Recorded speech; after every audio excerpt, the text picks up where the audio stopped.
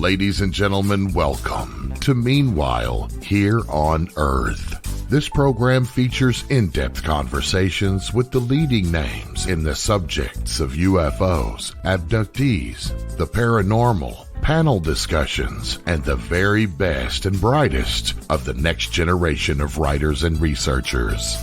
Meanwhile Here on Earth, the show breaking new ground in alternative talk with your intrepid host, veteran investigative writer and researcher, Peter Robbins.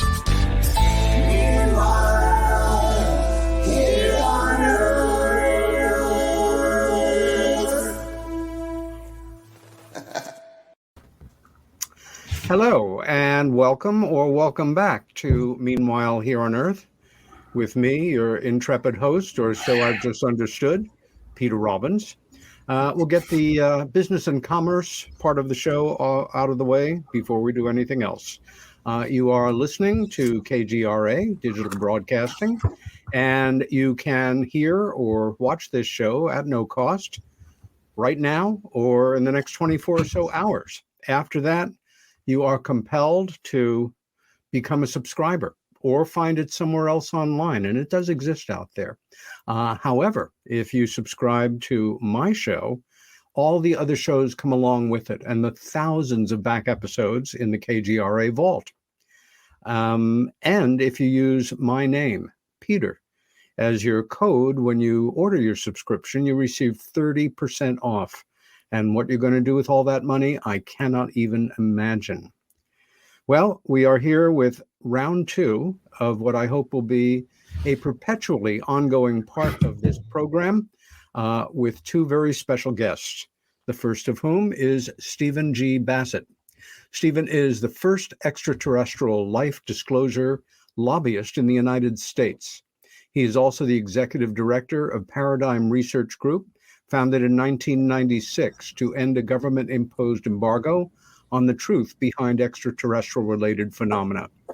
He has spoken to audiences around the world about the implications of disclosure, the formal confirmation by heads of state of an extraterrestrial presence engaging the human race. He has given over 1,200 radio and television interviews, and PRG's advocacy work has been extensively covered by national and international media, including being featured on CNN, Fox News, MSNBC, The Washington Post, and The New York Times. In 2013, PRG organized the citizen hearing on disclosure at the National Press Club in Washington. In November of 2014, PRG launched a 2-year political initiatives out of Washington, D.C. that injected the ET issue into the 2016 election campaign. PRG recently launched a new exopolitical podcast out of Washington, The Disclosure Wire, based in the National Press Club building, 2 blocks from the White House. Bassett has appeared in many documentary films, and his lectures and interviews are well represented on YouTube. His main website is paradigmresearchgroup.org, and the Disclosure Wire podcast is disclosurewire.org. For more than 20 years now, Richard Dolan has been one of the best-known UFO researchers in the world. He is the author of groundbreaking books in the field that have opened up fresh ways of understanding this perplexing subject. His massive 2-volume history, UFOs and the National Security State, has permanently altered our understanding of the rich history of UFOs and the cover-up of this reality by government and military agencies around the world, and especially within the United States. He is co-author of the classic book AD, After Disclosure, to this day, still the only book-length attempt to analyze the potential end of UFO secrecy and what that might mean for the world. His book, UFOs in the 21st Century Mind, remains the best single volume to discuss the full range of the UFO subject in all its complexity, written in clear and easy-to-understand prose. His most recent book, which I recommend highly, The Alien Agendas, is another unique contribution to the subject, being one of the few attempts to analyze the beings behind the UFO phenomena by examining the long history of our encounters with them. Aside from being one of ufology's most engaging writers, Richard has been in front of the camera and microphone for many years, speaking to audiences around the world. He is the host of the long-running Richard Dolan Show, a usually weekly podcast for KGRA, and his YouTube channel. And on his YouTube channel, I highly recommend subscribing to the Richard Dolan Show. He has appeared on countless television programs, including Ancient Aliens, Hangar One, UFOs, The Lost Evidence, and many others. He has also written and hosted the television series False Flags, which you can find on Gaia TV, and has recently written and been featured in an extended series relating to UFOs entitled History of Aerial Phenomena, that is scheduled to appear on Gaia and elsewhere. These days, Richard is engaged in writing his third volume of UFOs and the National Security State, bringing the history of UFOs up to the present day. Meanwhile, he manages his website, richarddolanmembers.com, which features fresh writing, video, and audio content by Richard every week. Steve Bassett, Richard Dolan, welcome back to Meanwhile Here on Earth, gentlemen. Hi, Peter. Thanks. Welcome, Peter. And as always, I submit my request that you report back with who got the longest intro. Thank you. That was a pretty long intro, I got to say. It's true. It's good. Well, I made up a bunch of stuff about Richard there just to kind of pump up his ego a bit because he needs a little publicity. Okay. We have 2 hours in which to talk about the current state of UFOs, alternately known as UAPs, as I think you're aware. And Steve, I just want to say again how good it was to see you just a couple of weeks ago in Washington, D.C. for Robert Salas's extraordinary press conference, which will be the subject that we're going to kick off with. In order to be as fair as possible with the time that we have and give you each about the same amount of time, I would like to begin with a decision on who will have the opportunity to make the first opening statement. And in that cause, I have secured an American quarter. Yes. And I am going to flip it. And I think you will both trust me to give you an honest answer of which side of the coin comes up. Stephen, being the more senior of you two guests in terms of wisdom and life experience, why don't you call which side of the coin you would like? Yeah, okay. I'm trying to find my hourglass here, but I don't see it. I couldn't get the right length, but I'll estimate. I shall pick heads. Okay. And Richard, you agree to take tails then? Yes. Okay, gentlemen, here it goes.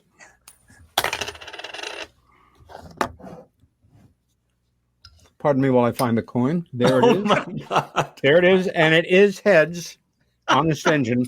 So, Steve, you are going to make the first statement. And I think what we're going to do is that will ensure that Richard will make the closing statement. And I have here my trusty stopwatch. And as you begin, I will click it. And what do you feel, gentlemen, is a good amount of time to make an opening statement about everything in the world relating to UFOs? And what Hell, man, I didn't know we were going to do a debate. I thought we were just going to have a discussion. Well, we are. Well, Peter, you clearly do not watch football. All right, you need to start watching football. Be good for you, my friend. You're way too intellectual. Whoever wins the coin toss, and elect to receive or elect to kick off. Okay. Since I have won the coin toss, right, I elect to let Richard go first. Oh, sure. Well, there you go. I should watch football then. Yeah. I'm not treating this like a debate. So I was not at Bob Salas's press conference a few weeks ago, but I have watched it. It is available on YouTube. Peter, you were kind enough to direct me to the link, and I watched it. I thought it was quite interesting. What a lot of people who casually follow UFOs are aware is that there's some kind of connection between UFOs and nukes. And we've heard this. And Robert Hastings wrote a book by exactly that title. It's a very fine book, very important book. But I think what a lot of people do not realize is just there are more cases of UFOs interacting with our nuclear missiles, nuclear technology, than they are aware. And in fact, his press conference honestly only barely scratched the surface of that whole phenomenon. There is a tremendous amount. It's not his fault. He's talking about a few military cases that are important to him, including his own from 1967, Malmstrom Air Force Base, which is probably the best known of them all. Yes. However, a couple of things. A, there are many, many other military engagements that we know about with UFOs and our nuclear technology. And B, many of them are not strictly speaking military, but they are technology based. So in the early years, for example, there were lots of UFO sightings over places like the Hanford nuclear site, which actually they did mention in the press conference, but also Oak Ridge, Los Alamos. Indian Point. The Indian Point, that's right, in the 1980s in New York State, absolutely. The one over by Lake Erie in 1988, the Perry nuclear installation. And of course, we've got a document from 1952 dealing with the Belgian Congo uranium mines. That was the Belgian Congo at that time. And there was a very interesting UFO encounter there. And there's many with the Soviet Union, Russia. So this is a huge, huge issue. And but what Bob Salas's press conference did, and I do hope we can direct people to that, they should see that. Indeed. That I thought he did a very, very fine job. Absolutely. And he brought in some witnesses that I had not heard of before, who talked about some unusual cases. There's a couple from 1945 over the Hanford plutonium plant in the state of Washington. A witness named Clarence Bud Clem, a Navy fighter pilot, who described a very, very large orange fireball coming over toward the Hanford plant. Now, keep in mind, in January 1945, the United States was still in World War II. Europe and Asia, both fronts were still happening. So you've got this object coming in over America's primary, I think, sole plutonium-producing manufacturing facility at the time. It's very important. And he described this in some detail. And one thing that was pointed out at this press conference was that a few months after that interview, that Robert Hastings was able to get confirmation through U.S. government Army documents that military radar had tracked unidentified aircraft maneuvering over the Hanford facility 3 times in January 1945, and everything else checked out. It was a fascinating case, and that's just one of quite a few cases that he talked about. So I think he did a very fine job. And, I think it was enlightening for me, and I think it would be enlightening for anyone who's interested in UFOs. That the key thing is, and we may want to explore what we think motivations are. Yes. But one thing is, I think, without question, when you study this phenomenon long enough, which is that they, and I'll say they vaguely at the moment, are very, very interested in the nuclear technology that is being developed, has been developed by the human race since the 1940s. This is very important to them, and I don't think there's any way to deny that. Thank you, Richard. Steve, jump right in, and then I want to just briefly review what happened in Washington and then open it up for discussion. I totally agree with everything that Richard said. I'm going to add a few things, but I do want to return to this. Yes. Oh, we're not leaving it. Because I've got something rather amazing that I discovered today, which I want to present. Bob Salas contacted me a number of weeks ago and said, we need to do something about this issue in Washington. We need to get an event going at the press conference. And I said, good. And I connected up with him later, and he was ready to go. So he just took the ball and ran with it. Yeah. He'd been wanting to do this for years. He raised the money, GoFundMe, quickly, by the way. It was an easy GoFundMe. $13,000. $13,000. Yeah. Got donations from people all over, including Christopher Mellon and others. So there's a lot to be said by just reading the list of the people that donated to his GoFundMe.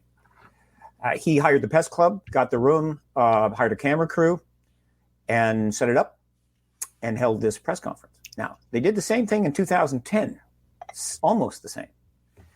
And I was there for that a mere 11 years ago. There were a lot of press there, a lot of media, including the Washington Post. And there were 6 witnesses, and including Robert Hastings. And they get a tremendous presentation, all the things that Richard's talked about and more. A lot of articles were written. I have them archived in my print media archive on my website, and then stopped, which is typical, right? In other words, we wrote it. There it is. Okay. No follow-up needed. Don't need to call up the Pentagon or have our correspondent go down there and ask, Pentagon, would you have any comment on the fact that all these SAC base officers are saying that our missiles were turned off? No, they didn't do that. So it didn't develop, I think, what they had hoped, but it got it on the record. And then, well, years and years and years go by and still nothing. This issue has been known well back before 2010, I assure you. Never been a congressional hearing on it. If you want to come up with a basis for a congressional hearing on the UAP issue, which has a national security implication, I would suggest that you cannot do better than nuclear weapons tampering witnesses. I mean, that's the penultimate witness. So they've been available for years. Mm-hmm. New hearings, no, nothing, not a chance. So he's getting frustrated. So he did a good job. Now, things are a little different than they were in 2010. We have a worldwide pandemic. People are dropping like flies. We've got political chaos in Washington never seen before. I know, I was there. I was watching it from I was 2 blocks from the White House. Need I say more? And then we have a political battle going on and major issues, all the kind. And so the press were not going to show up in numbers, and they didn't. It's a limited number of press. But the power of the net. He hired the the National Press Club crew to come in and film it all in 4K. Very good. Didn't do that last time. You want to see film of that? You got to go in the archives of CNN or something, and they'll charge you $10,000. So there's very little film of that. Now we have the full film. It's up on YouTube. The links can be provided at some point. And it's going to get sent to all the right people in Washington soon enough. I'm just waiting for the right opportunity. Right now, it's still too chaotic. He also live streamed it. There were well in excess of 7,000 people that watched it live stream. Now you may say, well, what does that matter?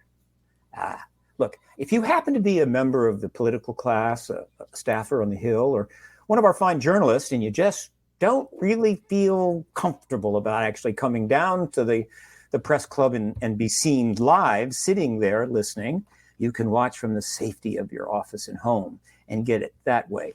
So how many journalists saw it there, we don't know. But one thing's for sure, one way or another, the nuclear witnesses are back in play, right? And they're not going away. And I believe that enough has been done now, and more will be done, to guarantee that when UAP hearings begin in Congress, the nuclear weapons tampering witnesses will be there, if not the first witnesses there, because that's who I would start with. And Bob is thrilled about that, not simply because it's been so long, but because all of the officers from those early events are in their 80s. We've lost a number of them to the Reaper. The security guys up top are younger, but they're in their 70s. And so the old fundamental ploy the government often uses is with respect to, I don't know, presidential assassinations and attacks on Washington, whatever. Look, if we can just stall long enough, everybody dies. And we never have to deal with it. Well, that's not going to work this time. So I'm excited about what's coming, and I'll be reporting on that regularly. Before we move on and open the subject up to discussion, I just wanted to briefly mention that the witnesses themselves, besides Robert Salas, our friend and colleague, included former United States Air Force Captain Robert Jameson, former United States Air Force Captain David Shindley, and former Air Force Lieutenant Robert M. Jacobs, now Professor Emeritus of Communications at Bradley University in Peoria, Illinois. Dr. Jacobs was testifying from his home.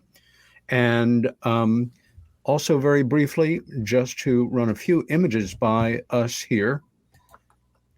Here we have the man behind this particular event and others, somebody we have tremendous respect, admiration, and affection for, Robert Salas. The view outside my hotel window, so one knows where one is. This one, I have to say, this is really some years old. I took it at your event, the disclosure event, but it sets the scene. And this was the setup for the press conference itself. Over here, we have former Captain Jameson and Bob Salas. Captain Jameson.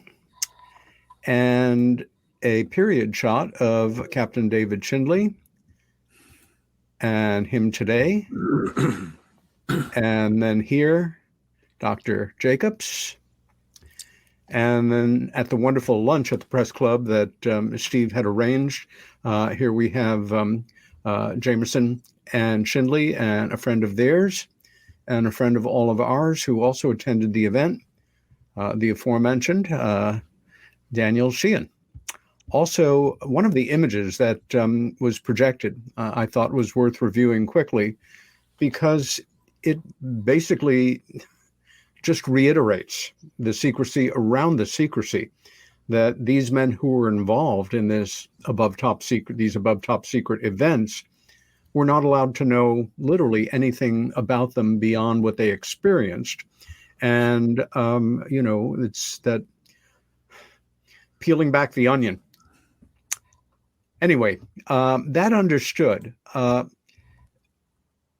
of the things that was brought up by our friend journalist Lee Spiegel several weeks ago when we had the initial discussion on this, Stephen Richard, was a simple do-nothing strategy exemplified by the Air Force in allowing witnesses of this caliber and character, going back to Roswell essentially, to age out and die before they have a chance to testify at the hopefully not mythical congressional hearings that we hope will come up at some point in the future. And with that stated, I would like to turn this over to you two to discuss it further, the general subject as well as that point. Sure, I don't mind jumping in. I think it's just very important for people to understand. You mentioned the three witnesses, Dr. Jacobs, Robert Jameson, and David Schindley. They were all very good. I think probably Jacobs' story is best known among people who study this, and it's very important that they understand what happened. Yeah. And I'm just going to do a very quick recap. Please. So Jacobs was in charge of about 100 men in the Air Force. His job was like a very sophisticated photography for the Air Force, basically recording all the missile launches, because a lot of them were blowing up in the early days, like for real, and they needed to record everything down to the millisecond. And in fact, he emphasizes. So they had extremely, for that era particularly, very high res, high def, long distance video photography. It was incredible quality, like high quality. And this is not, we may think this is like 60 years ago. How good could it be? It was very, very good. It's how good.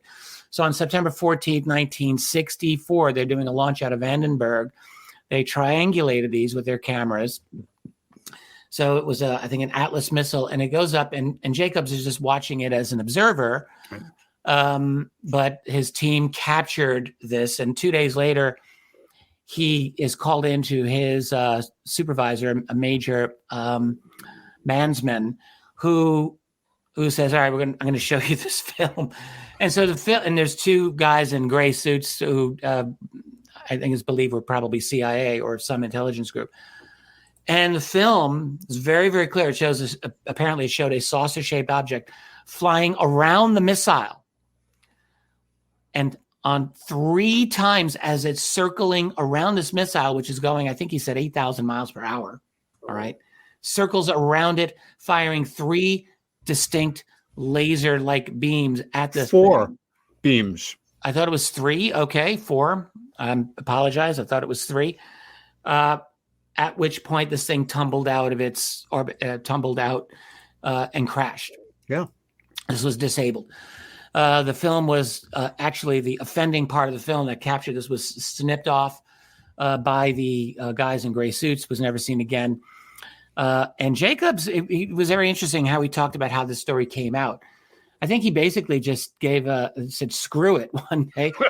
For about 17 years, he said, I kept this secret. And then in the early 1980s, I was doing a late night podcast or talk show, I guess.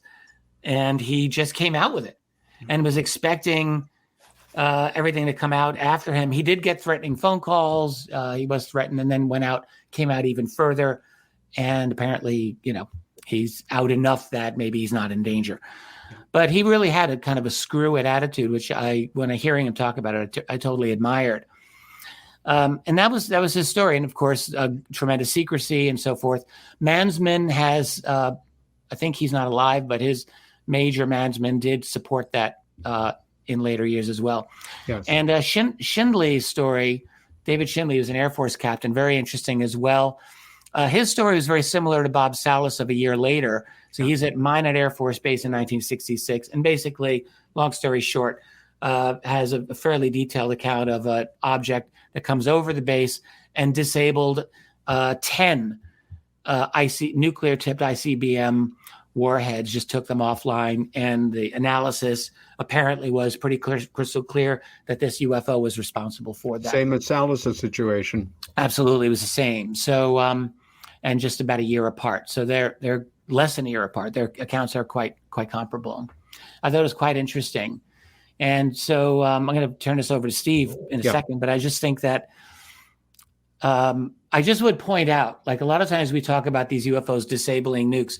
We do have accounts from the Soviet Union, let us just say unconfirmed, but they seem to be pretty reliable to my perspective, of UFOs not disabling nuclear weapons, but actually triggering launch code sequences for nuclear weapons that, at least in one case, is said to have nearly started a war. So I think we want to just be careful before saying, oh, yes, these aliens are definitely wanting us, to not have nuclear war. I'm not sure if that's what they're doing. I think we would want to be very careful before making that assessment. But I'll leave it at that. Steve. Let me get to this now. Get out of the way. Right now, I would say my work is increasingly focused on the nuclear issue. I've been giving a lot of interviews, and over this year, I think I'm up about 110. This was like 111th, 12th interview. They're tightening up, and it's tightening up around this issue, and there are reasons for it. It's complex. I'll try to be very short. The most important information in the world today is the reality of the extraterrestrial presence. The most profound event in human history will take place, I believe, soon, and that is the confirmation of this by leaders to the world, when the world knows. Right? In order to get to that confirmation, in the United States, not necessarily in Russia, we have to have hearings. The Congress has got to be involved. There's got to be testimony, transparent, millions of people watching, and so forth. A lot of evidence comes out, powerful, what have you, at a level well beyond, obviously, what the citizen hearing did. And that opens the door for the president to disclose. The witnesses at these hearings will be predominantly military. The basis for the hearings will be national security. This should shock no one. It doesn't necessarily mean that a certain outcome is guaranteed. It just means that national security is the basis. The questions will focus there. And of these witnesses, the most important, without question, are the nuclear weapons tampering witnesses who have been trying to get hearings for 20 some years. So, okay, that's pretty big right there. All right. So these gentlemen, and they're all gentlemen. By the way, we did lose two. I believe I know we lost Bruce Fenstermacher, captain, and I think we might have lost recently, not too long ago, Colonel Dwayne Arneson, but I'm not positive about that. I just want to if that's true, I want to mention that. Certainly we lost Fenstermacher. So that's a pretty big deal. I think the focus and the interest in those witnesses will be worldwide and huge. But there's another aspect to this that, well, I can go there because I'm an activist and I have a little more latitude than a historian. Sorry, Richard. Is this. The nuke issue to me is nearly central to the extraterrestrial presence. It is absolutely connected. It is not a coincidence.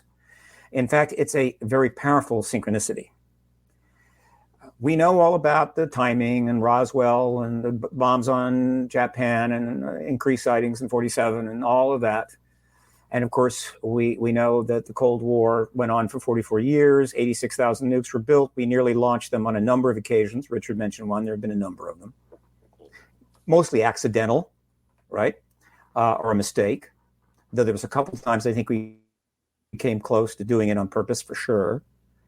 I happen to believe the risk of nuclear war is greater than ever. The Bulletin of Atomic Scientists agrees with me. They just set the clock to 100 seconds to midnight, and there's rumors they're going to set it even closer. Now, you may say, some people say, well, no. I remember the Cold War.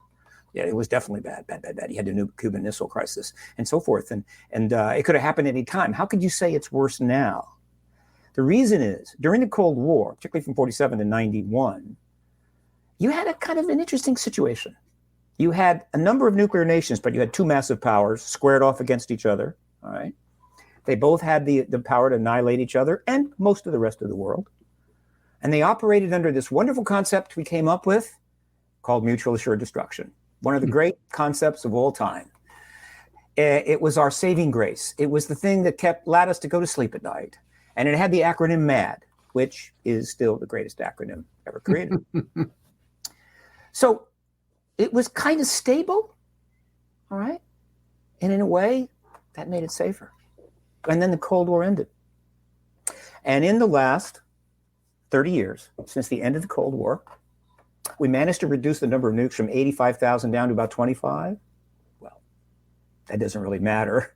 Still many times enough to end civilization in a way that you wouldn't want to live here. We've also made more powerful nukes, faster nukes, hypersonic nukes, 200-mile-an-hour torpedoes, you name it. More nukes are available to more countries. And more importantly, nukes have become smaller and could easily be obtained by non-state actors, which means you have terrorist groups that could get their hands on one. And I assure you, they would be glad to use it, right? No mutual assured destruction issues there. And then you add in all of the bad policies, the failed policies, and the bad actions by this government, that government. What you've got is a much more chaotic, less stable situation than you had in 1980 or 1990. And stability is not our friend. The risk of nuclear war is greater than it ever was. Okay, now, then you factor in that the ETs were turning them off frequently and turning them on just to make the point vivid. And then you have the one instance that we know of, may have happened more than once, in which they didn't turn off nukes. They flew a saucer around, a dummy warhead that was traveling 8,000 miles an hour and shot beams at it, as you mentioned, and knocked it off, which to me is an even more clear statement than turning nukes off. Okay?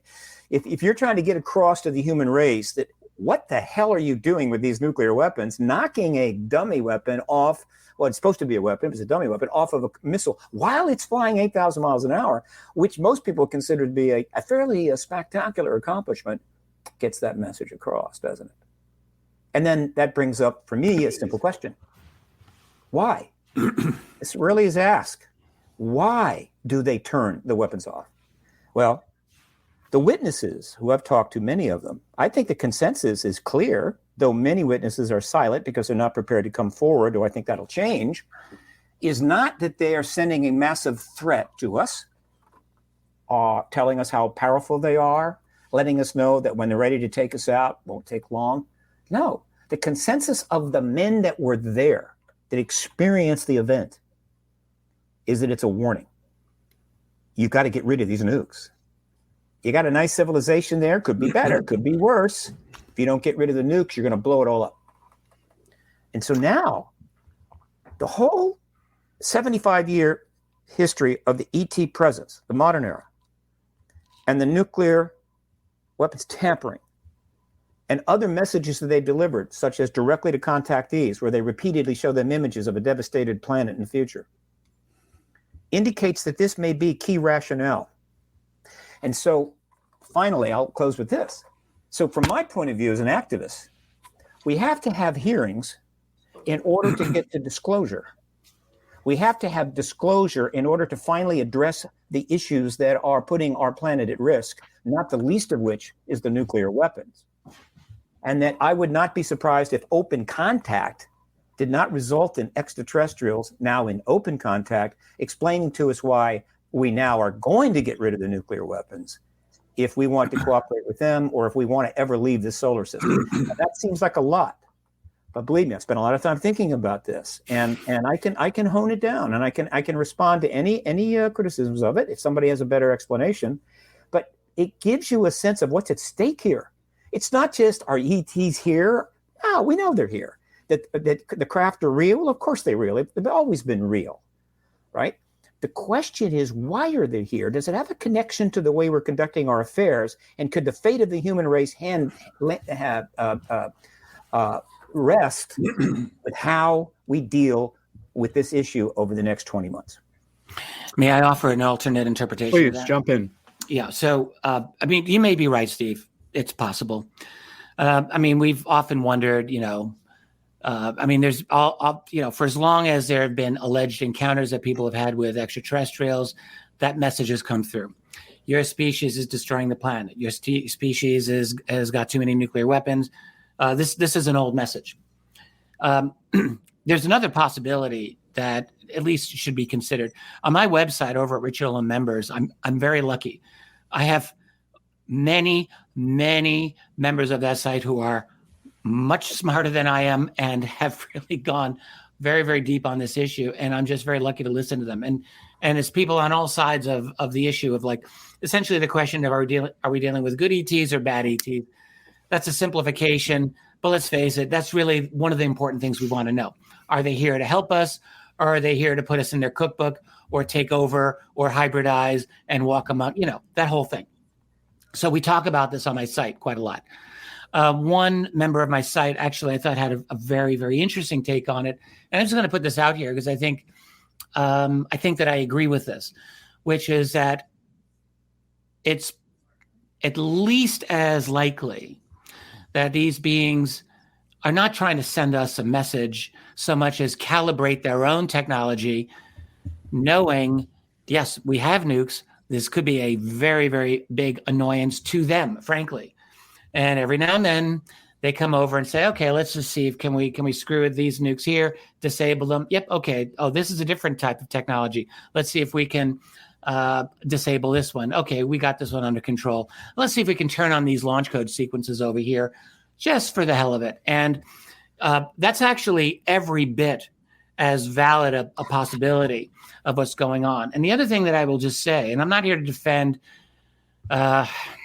nuclear proliferation. However, I really think that it's a very good idea for all of us and everyone listening to put yourselves in a position of having the unenviable job of running national security circa the 1940s in the United States. And, it's very easy for us to say, those bastards conquering the world, wrecking the world with nukes. Okay, fair enough.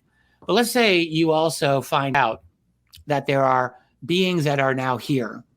You don't know anything about them except that they're much more advanced than you. You do not know what their motivations are. You don't know if they're friend or foe. And in fact, you have reason to think that maybe they're not all that friendly because, when you look at your airspace as something that demands integrity, they don't seem to respect that. And that is a problem.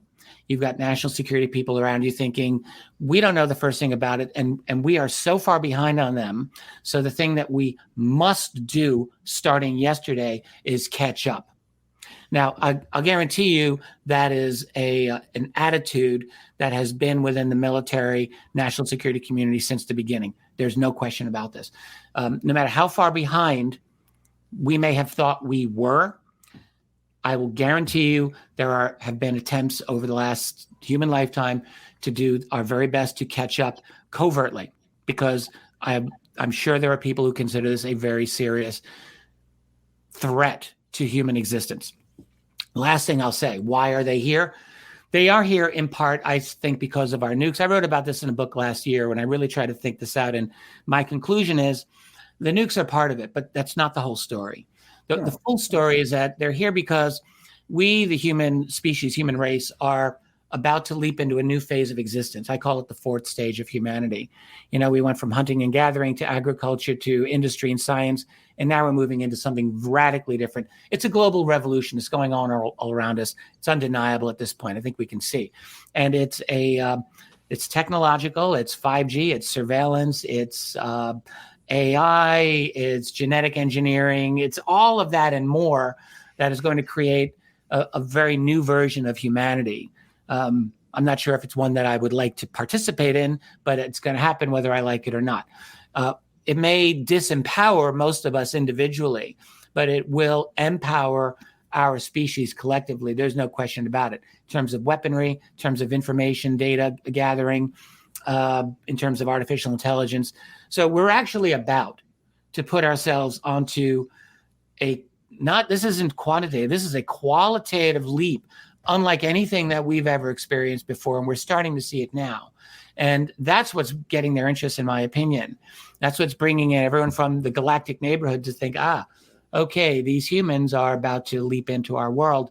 Let's take a look at them. And I think that is why over the last century, we have seen a great, great increase in UFO sightings in general and around the world. I think that they're here doing intensive observation, and probably more than observation, more than monitoring, but probably, if I were them, definitely some level of guiding, manipulating for their purposes. Which may be good, or may not be good, or that may be irrelevant. That may just be an irrelevant way to look at it. I think that we're going to be potentially a disruptive influence on the local galactic community. And these other beings, at least some, or maybe all of them, probably want to keep an eye on humanity for that reason. A question for both of you, Steve first. Relating to UFOs, UAPs, and the media, in 2013 at the Disclosure event, which was certainly in a class by itself, very few major media showed up. The ridicule factor, which I've intensely studied, and the origins of ridicule in the UFO question, which certainly go back to 1947, play the hugest factor in that. In 2013, Bob Salas's first disclosure event around witnesses. What year was that again, Steve? 2010. Okay. Also, literally no major media covering it. I was somewhat disappointed, although not surprised, on October 19th that there were so many empty seats in that room where 100 people could have been. And that the only major media, and it was good to see them there, was from both sides of the political aisle. We had Fox and we had CNN. They did extensive interviews with the witnesses and with some of us present. However, their coverage was not for the evening news. It was for documentaries and documentary series to be screened at some point next year, when the US and the UK, and to a degree the Western world, will go UFO crazy yet once again, because it's the 75th anniversary of Roswell, Kenneth Arnold, and the modern age of UFOs. We saw this in 1997 en masse. Now, I wonder what your collective thoughts are on, now that the ridicule factor has been reduced markedly since 2017, the media is still reticent to be associated with an event like this. What might change that? What factors could affect what is happening gradually, but to see it more covered without a fear of ridicule, again, whether it's Fox or CNN or any major media? Steve, your thoughts first. Peter, one of my contributions to all this my modest contributions, is media coverage following it. Yep. On my website, I have now links to 12,000 articles on this subject. Mainstream media, high-end media, no fringe, no fluff, no small little websites. And that's probably 50%, even 30% of easily only 30% of the total number of actual articles in mainstream media going back to 1947. I've read them. So a lot of people haven't. I don't blame them. So I have a broader perspective on this. The media has actually covered this issue extensively for 75 years. What they haven't done is go investigation on it. In other words, they haven't decided, wow, we're going to dig, we're going to find out, we're going to get some inside sources, we're going to see what's going on. No, they have stayed away from that. I believe that is the part of the truth embargo deal that put in place in various ways. That's number one. Number two, the amount of ridicule that was in the press regarding the citizen hearing was minimal. There was coverage. It wasn't as much as I wanted, but it was a decent amount, and it was the vast majority was serious. One of the reasons we had much less coverage is that a major news event took place just prior to the citizen hearing, and that was the bombing in Boston of the Boston Marathon. So, and in 2010, there were plenty of press there, and the articles that came from it are on my website. And if you read them, you will find there's not much ridicule. The Washington Post did a humor piece, which I reminded the Post of numerous times. And that's kind of a disgrace. But overall, the coverage is okay. See, I'm a big fan of journalists and journalism. Not just a fan, but someone who believes that journalism is one of the key pillars that allows a democracy to continue. Take that pillar out, we fall flat in our face. So, and I think the journalists do a lot better job than people realize. And there's a reason why when the bad guys show up or one of the bad guys takes over, the first thing they do is they go take control of the media and the television and the newspapers. Or if you have some sort of more complex thing going on, they go after the media and the newspapers and try to diminish them until nobody will believe them and so forth. There's a reason for that because they're extremely important. Now, as I said, the lack of journalists at Bob Salas's press conferences, much more about the pandemic and the political situation, which was sucking all the air out of the room and tying up journalists everywhere. This is not normal. I mean, we're starting to feel normal about the situation now. I assure you, it's not normal, okay? It's anything but normal. I've been watching politics for 75 years. When I was a kid, I watched the McCarthy hearings. I watched the Church hearings. I watched the Nixon hearings, right? I've seen some wild stuff. Nothing compares to what's going on right now. And this is a political issue. That's why I'm a political activist.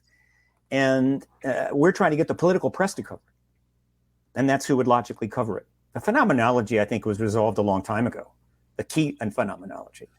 And so the competition for the political press right now is intense. So that press conference is far more important than we know now. And the fact that he got it done on the 19th of October before things finally cool off and got that film, I'm going to use that film. Believe me, that film is going to, in ways that could never have been done back in 2010. All right. So when you read the articles, thousands of articles, what you come to understand is that how much the media really has known all along, how much they've actually written about. And through that, you get a sense of the truth embargo. And this is one of my peeves, pet peeve, but a peeve, is that as I watch the debates and the arguments and the criticisms flying around here, there, and whatever, whether it's directed at people in the field or whether it's directed at ufology, I don't like the term ufology or UFO, period. You know that. UAP, extraterrestrial phenomena research. But ufology is the term and UFO is the term that got the ridicule. And so anytime it's used, it comes with a side dish of ridicule. I don't care who you are, what you believe, get the side dish, all right? So one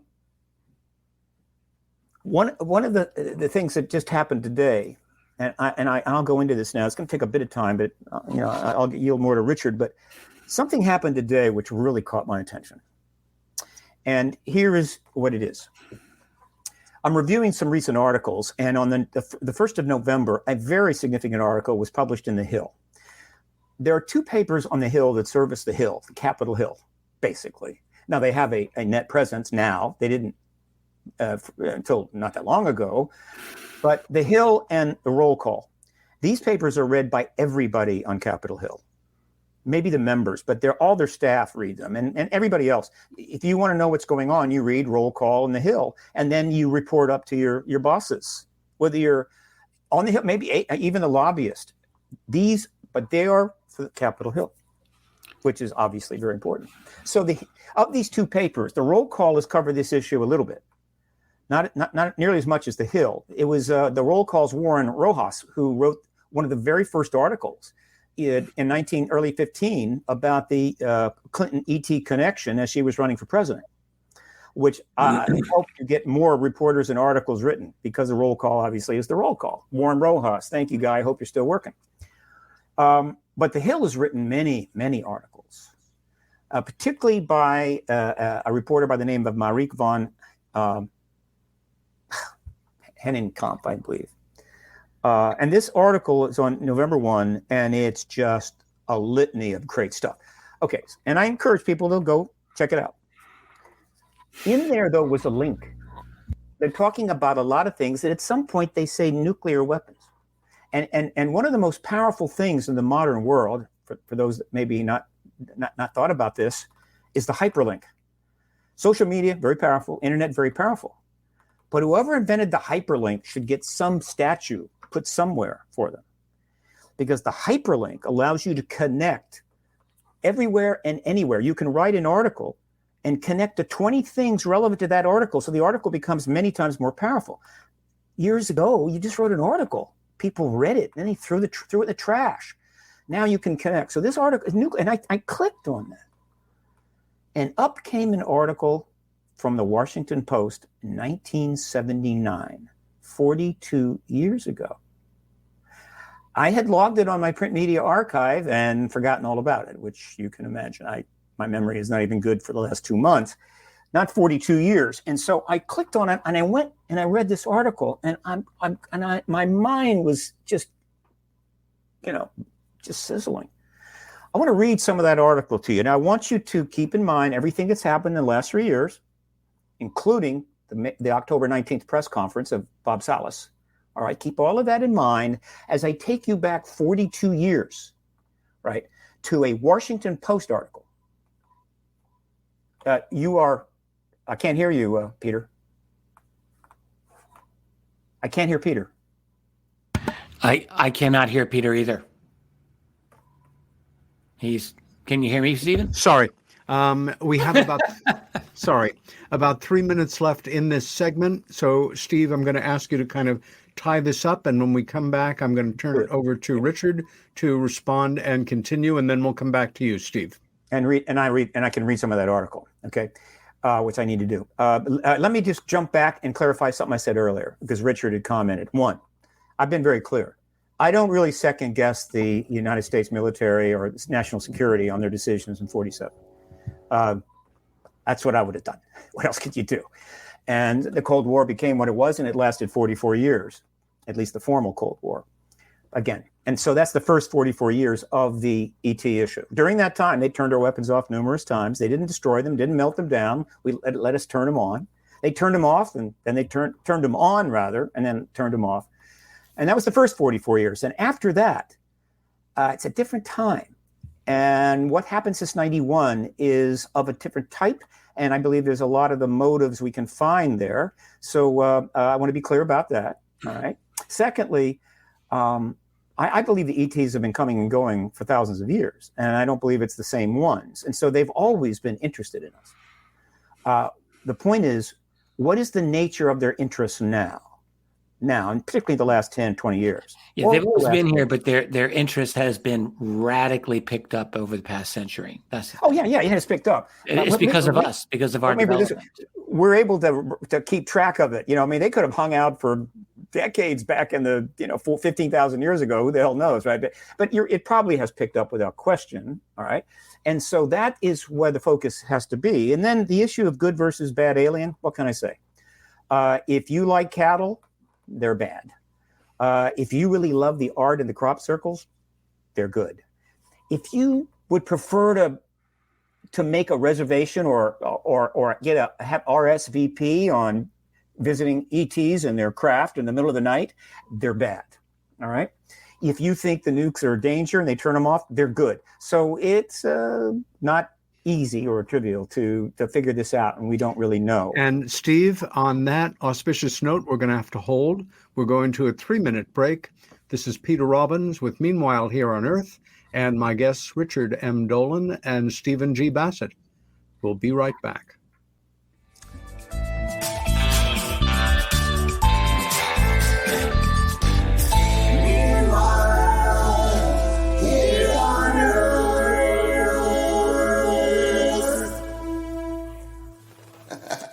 Hey members, the new KGRA-DB app is now available on iOS and Android devices. Gain on-demand access to any KGRA-DB programming. Download any show directly to your mobile device to listen or watch on the go. Go to the App Store and search KGRA-DB.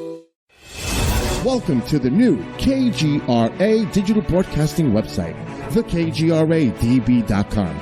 Here you'll find great new content, including the KGRA Classics, great shows from our archives. You'll be able to see the show times and information so you can see what show is currently on air. The on-air live button. So just go to this section and you'll be able to hear the show live with exceptional sound quality. We also have the Vault section. Make sure to subscribe to get access to great content and special features. We have the make content for our latest news and events, so make sure to sign up and you can be part of our forum. So make sure to check out the new KGRA digital broadcasting website, thekgradb.com. We look forward to seeing you there, and we hope that you enjoy the new website.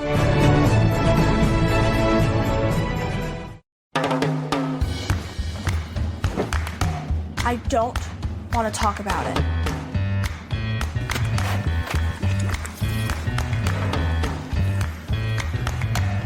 I don't want to talk about it.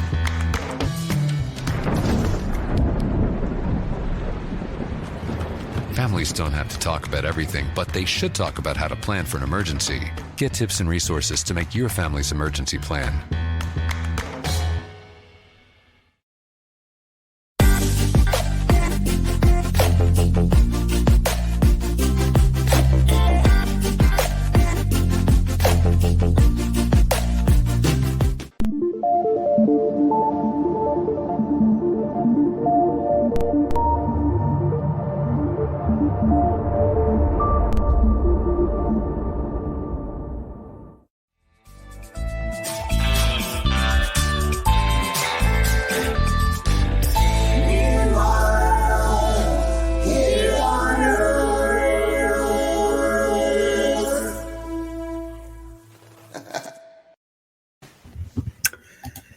And welcome back to Meanwhile Here on Earth with me, your host, Peter Robbins, and my guests tonight, Stephen Bassett and Richard M. Dolan. And Richard, the floor is yours. Oh, thank you, Peter. Has anyone told you you've got a little bit of a Dick Cavett vibe going on your program? I think it's really true. Like you've got it's a nice debonair, very urbane way of coming across. It's very nice. Thank you. Urbane, it's good. Witty, and man about town, you mean, kind of to sum it up? Absolutely. I want to jump in, and if Steve's not finished. I know Steve wanted to go into that Washington Post article. And Steve, I'm happy. If you just want to finish on your train of thought, thank you. Why don't you do that and get that out of the way? And you can comment on that. Let's do that. Okay, Great. So I think what I got to do here is I'm going to hit share. All right, And share screen. Okay, fine. Share screen, but bing. And now I'm going to go to here, and you should be seeing what were these mysterious craft. Washington Post. All right. Oops, that's not it. Hang on. I actually want to go to this. One moment. There you go. Do we see this, gentlemen? I don't see anything. No. Bill needs to share it. Are you there, Bill? I don't see the screen yet. It's not up. This is what you get when boomers of our generation try to deal with technology. Like the young people are looking at this thinking, huh? Okay, boomer. Is Bill there? Or is he taking a break? Like, which is the button uploads the man never takes a break. He doesn't. I am sleep. here. But Steve, you got to make sure you fully share the screen because it has to pop up in the backstage in order for me to bring it up. Well, I really thought I had, but let me try one more time. Hang on. Gonna go here. No, gonna go here. It sucks getting old, man. Let me just tell you. Okay, I am choose what to share. Okay. Oh, I see. Choose what to share. One moment. I got down on the floor for this. That's I get choose what it'll say probably pick a monitor, Steve. Your computer needs more coal. Wait a minute, this looks promising. Yeah, coal. No, that's not it. Chrome tab. Here we go. I've never done this before, so I think for first time. I thought you've done it many times. Goodbye. You got it? Okay. There we go. Right. So this is an article from January 1979, 42 years ago, in the political paper of record of the United States. I'm going to read some segments. We'll begin at the beginning. During 2 weeks, and because some of you are only on audio, right? Right. Okay. During 2 weeks in 1975, a string of the nation's supersensitive nuclear missile launch sites and bomber bases were visited by unidentified, low-flying, and elusive objects, according to Defense Department reports. This stuff is coming out here because some documents were obtained through great difficulty by the Ground Saucer Watch and this Citizen for UFO Secrecy cause. And this article is about what was in those documents.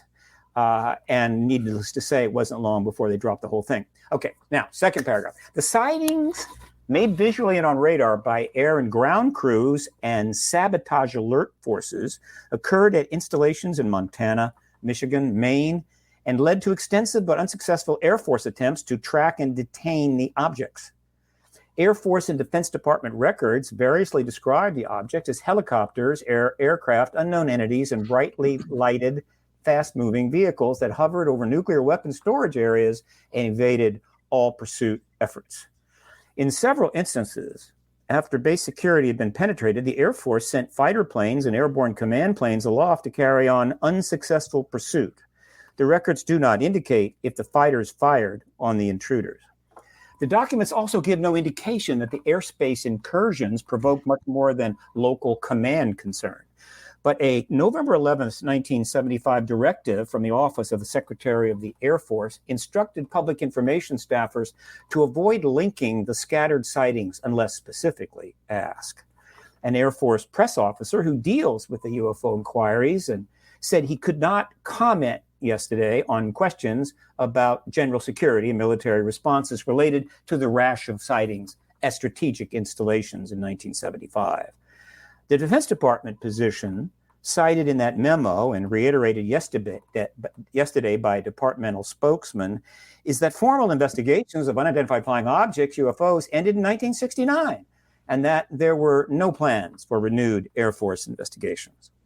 Yet another Air Force intelligence report indicated extensive interest in a 1976 incident over Iran when two Iranian Air Force F-4 Phantom fighters were scrambled to encounter a brightly lit object. We know about that. They turned off the craft. Now I'm going to drop on down here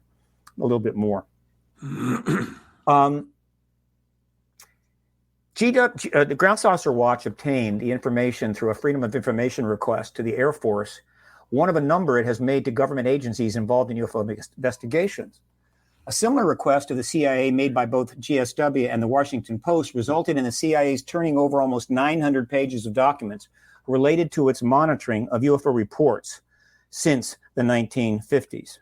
The CIA was directed by a U.S. District Court judge here last year to turn over to Ground Saucer Watch UFO data unrelated to national security. All right, going to drop on down. Okay.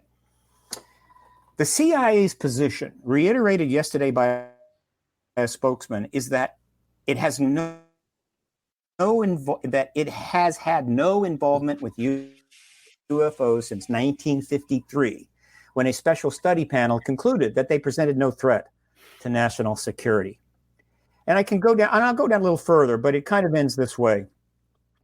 Right here, I finished here. The Air Force and NORAD data provided detailed accounts of sightings of unexplained objects from Loring Air Force Base in Maine, Wurtsmith Air Force Base in Michigan, and Malmstrom Air Force Base in Montana, all within a 2-week period. As those and other missile launching sites in the northern tier of states, military personnel reported that the objects hovered over nuclear weapon storage areas, in some cases as low as 10 feet from the ground, and missile silos before they departed. Reports referred to the objects in some cases as quote, unquote, helicopters, although no witnesses made a positive identification. In one such instance, on November 7th, 1975, at Malmstrom Air Force Base, Captain Thomas O'Brien, who had just left duty as missile launch officer, said an aircraft resembling a helicopter approached the silo area.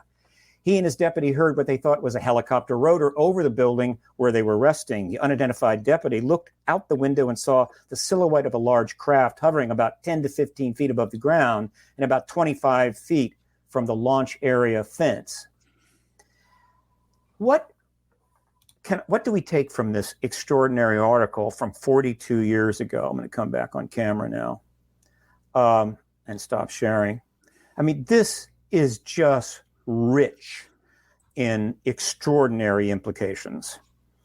First of all right, the documents do not mention the missiles were turned off. So that was not going to come out. The Ground Saucer Watch and CAUSE got some documents. The CIA didn't want to release them. They definitely have national security implications. But we know now that missiles were turned off in some of those instances. That was not mentioned because that's way too national security to get out. Number two, that the Washington Post contacted the Defense Department, the NSA, the CIA, and the Air Force for a comment. And they got a comment back. The comments were standard procedure. The statements that were given were ludicrous, of course. They were asked to comment on the fact that the documents showed that things are hovering over a nuclear basis. And they said, well, we don't study UFOs anymore. It's ridiculous. It's absurd. But most importantly, it shows this. And I sent an email earlier today to Ashley Parker, the White House bureau chief for the Washington Post.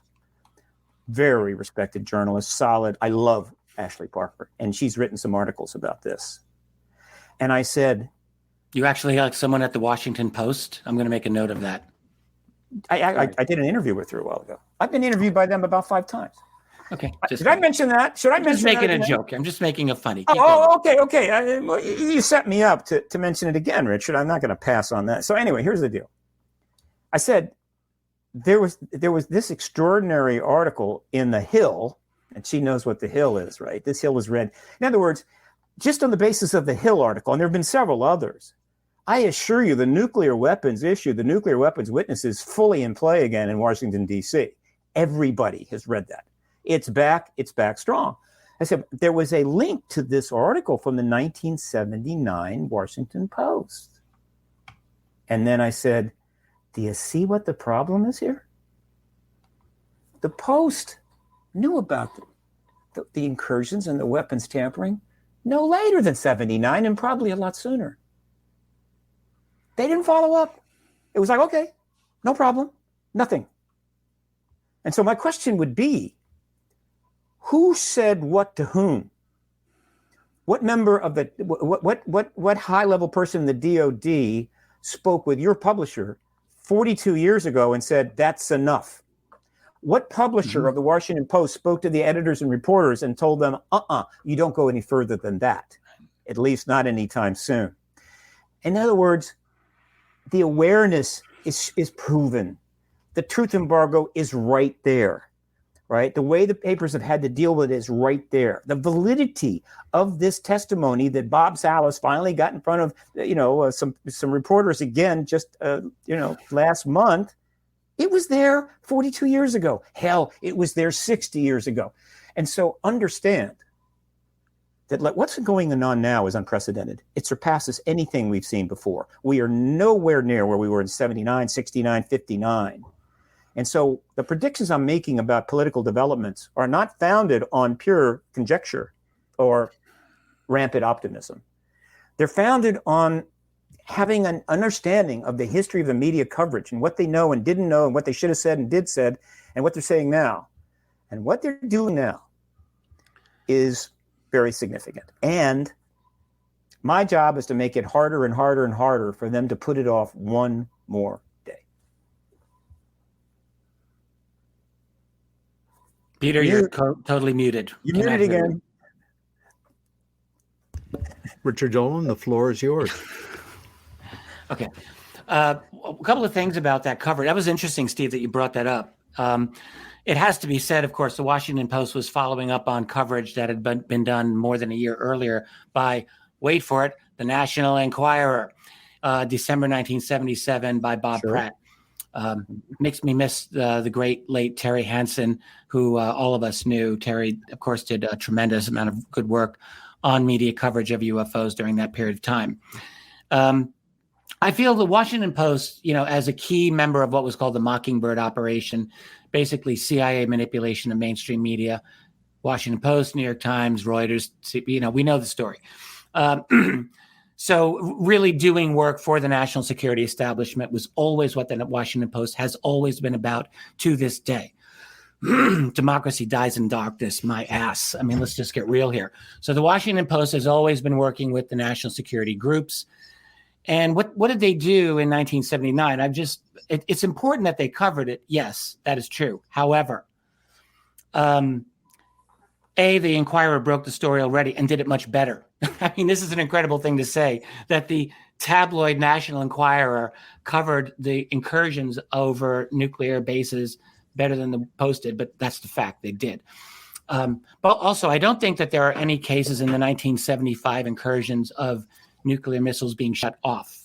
If I am wrong, I will humbly bow to Bob Hastings if he's got the right information. But everything that I've learned, you've got incursions over Loring, which had nukes in Maine. You've got incursions over Wurtsmith.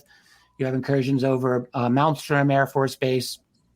All of those, and none of them involved shutting off nuclear weapons, but they all were serious. And they all were like very, very high level concern. But you also did have I think it was in 78 or 79, this is probably why the Post article came out, could be wrong. There was one member of Congress at that time who was making some waves about this. The issue was being discussed, albeit in a minimal way. And my sense, and I'm only going to take a guess here, but this is what the Post always does with UFOs because it's in their genetic makeup not to cover UFOs well, which is to do the standard he said, she said type of coverage. Well, there's something serious here. But of course, the CIA hasn't had anything involved since 1953, and the Air Force says they haven't covered it since 1969. Essentially covering for the deep state, which is what they always do. And I think that's what they did then. Now, why they put that story out at the time, I'm just going to guess, probably because it needed to be done, it needed to be handled, and then just to go away. So I seriously doubt that there was ever a plan within the Post to do serious follow-up on this subject. And all you have to do, you even mentioned when we did the citizen hearing, which thank God you organized that, Steve. That was a great thing in 2013. But the Post coverage was absolutely reprehensible. I mean, it was beyond the pale, even for their shoddy coverage. So I think, in terms of journalists, I think you hold them in a much higher regard than I do. That's for sure.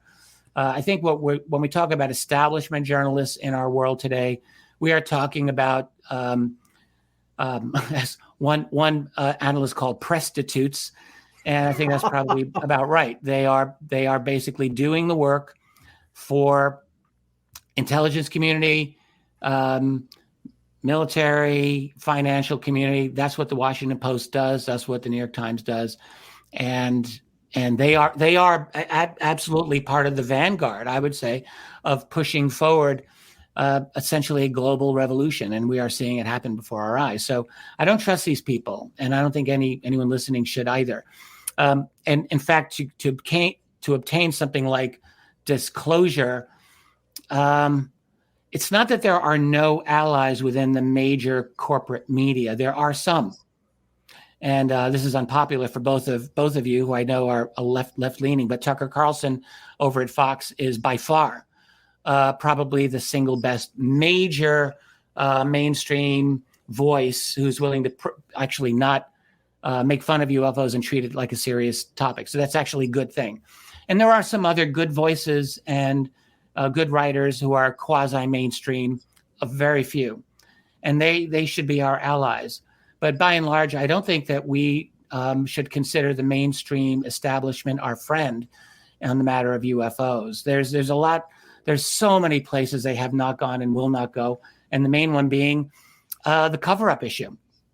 Like, this is the big problem here. This is their red line, is the idea of admitting, of going into crash retrievals, let alone abductions. Let's not even go there for a minute. But to prove that there have been retrievals of physical craft, which anyone who's gone into the UFO research for any amount of time knows that this is I mean, I don't have a piece of a craft in my hand, so barring that, but with virtual certainty in terms of the research by some outstanding people of prior generations to show that this is a thing. So, but getting into crash retrievals is a real problem because it really proves that there's a cover-up. And in an era where you are not supposed to believe in conspiracy theories ever again, what is bigger than the UFO conspiracy theory? That is the mother of all conspiracy theories. Can you imagine a president of the United States, Democrat or Republican, saying, don't believe in conspiracy theories? Well, except this one. The UFO one's true, but don't believe in any of the others. So there's no, and because the major media kisses the ass of the establishment day in, day out, and that's what they do, they're not going to buck that. It's not going to happen, and there's no evidence that they will. There has been some forward motion since TTSA started their thing a few years ago. That's true. Leslie Kean, Ralph Blumenthal, major kudos to them. They were able to fight the New York Times to get that story covered in December 2017. And we are very lucky they did, because that actually gave permission to the rest of the media to at least look at this. Yep. And some have done so. So that's good. So there's an opening, there's a wedge, and we don't want to look, lightly at that.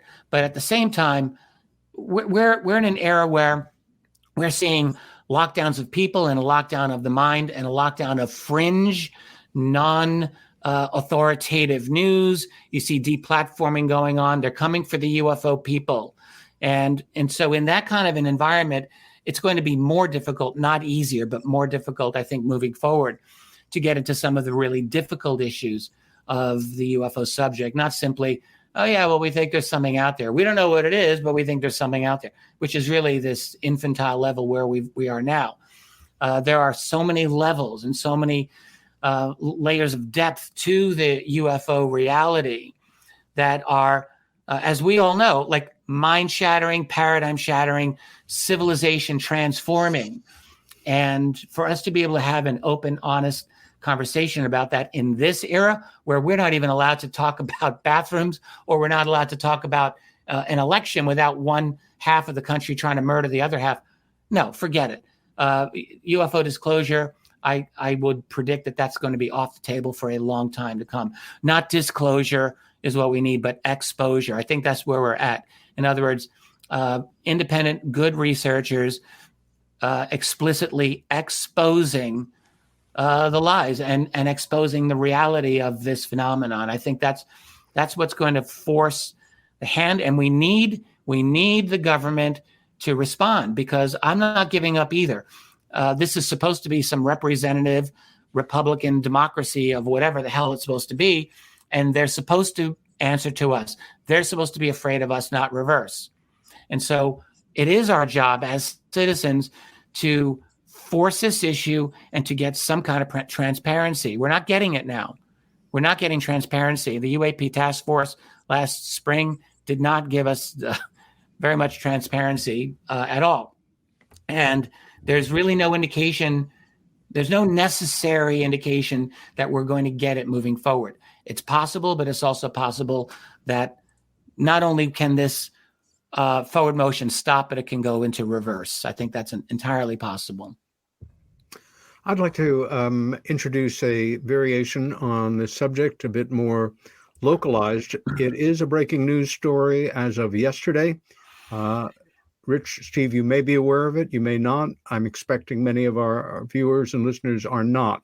The coverage that I've been following is on Zealand Communications. That's you can find it at Zealand. That's our friend Victor Vigiani. Communications.blogspot.com. And the story is New York State Senator Kirsten Gillibrand has submitted a comprehensive UAP research and reporting amendment proposal to National Defense Act 2022. And I'm going to read briefly from this initial coverage. The Select Senate Committee on Intelligence appears to be light years ahead of any political, military, and media agencies concerning the UAP matter. The language used in the amendment indicates the authors are either UAP experts, which they're not, or have been fed inside information, which they may. Senator Gillibrand is a member of the Select Senate Committee on Intelligence and has proposed the establishment of a structure to address the UAP phenomena. And I should say this amendment that she's written up runs more than 100 pages. The Anomaly Surveillance and Resolution Office, it would be called. The proposed amendment outlines in minute detail the duties of the new office by designing, quote, procedures to synchronize and standardize the collection, reporting, and analysis of incidents regarding unidentified aerial phenomena across the department and intelligence community, end quote. The amendment also outlines how allies and partners of the United States will coordinate to better assess the nature and extent of unidentified aerial phenomena. Final thought. If you read this coverage carefully, the technical language of the technical nature of the language in Senator Gillibrand's amendment appears to indicate that she is either experienced and highly knowledgeable in the UAP matter, or she, as the author of the amendment, has received specific inside information on the scientific and technological aspect of the UAP phenomena. The language in the amendment appears to point to the latter. Richard, you indicated that you were aware of the story. I wasn't aware, but I was expecting something like this because we knew the follow-up from the UAP task force was going to include something along these lines. Yeah. That is a mechanism by which to standardize reporting procedures of UAP or UFOs. So that's actually not surprising at all. And I think what we're seeing is a definite swallowing up of the UFO subject into the national security apparatus, because I didn't really hear anything about public reporting of this, of the phenomenon or records. This is just simply something apparently, for all I can tell, is going to stay within the military circles and maybe be shared with allies and so forth. But we'll have to read the bill and get the details. But this is something that we would have been expecting since the publication of the UAP task force last June. Well, I encourage everybody to take a look at this coverage and just touching before we move on to some of the questions arising. From where has Senator Gillibrand obtained such decidedly technical concepts and language about UAP? Might the language used in the amendment be the results of briefings that several senators were reported to have received from naval officials in June of 2019? Why has the amendment arisen so exponentially after the amendment by Congressman Ruben Giuliano? What is the rationale to designate 10 civilian agencies comprised of 20 members as the advisory committee to the Anomaly Surveillance and Resolution Office? And finally, there are more.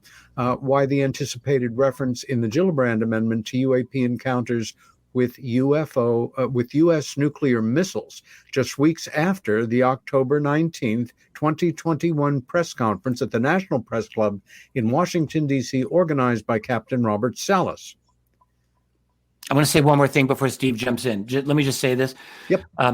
I'm not impressed by the timing after Bob Salas's press conference. I'm going to guess that's a coincidence because this has certainly been in the works. But one thing that we can say is that these members of the Senate, some of them have been briefed by people like Dr. Eric Davis. And that's very important. Eric Davis is a very extreme subject. And Richard, you froze for a minute there. For our viewers, can you give them a capsule idea who Davis is? I didn't know if we cut out because it looks like our screen went. It was just a quick freeze. So Eric Davis is a scientist who's done a lot of work over the years with Robert Bigelow, billionaire. He's worked with Dr. Hal Puthoff. Many folks in the UFO field know about Hal Puthoff. And let's just say he's a very brilliant scientist who has studied the fringe areas of physics and engineering for a very long time. He knows a lot about UFOs. He's been obviously cleared into a lot of high-level classified programs. Researchers that I've been talking about are pretty certain one of them was Lockheed, or at least he got some very key information from Lockheed. He now works at Aerospace Inc., which is a very major defense company as well. And so he gave briefings last year to members of Congress. And this was written about by Leslie and Ralph in the New York Times over a year ago, where he basically, even in their article, came within a hair's breadth of them all saying, yes, crash retrievals are real. And Eric Davis apparently said this explicitly to members of the Senate or whoever he briefed. Christopher Mellon was also there.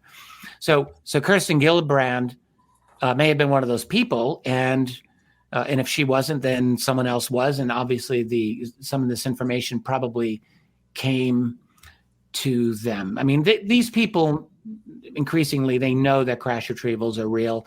They know that we've got some of the tech. Yeah. They know that this cover-up goes very deep, and I'll guarantee you, they do not have the full information on just how deep it goes, because realistically, it goes beyond government. It goes within the private sector, and who the hell knows where this thing stops, but it goes beyond the U.S. government. Yeah. Steve. Okay, I'm out. I have a lengthy response, but before I do that, I need to clarify a couple things. First of all, I don't know what it is, but I have this mysterious force I'm experiencing all the time, including right now, that's making me want to lean left. It's just pushing me left. Well, I want to, for the record, I am a registered independent. Okay, there you go. Now, and I'm registered in no party.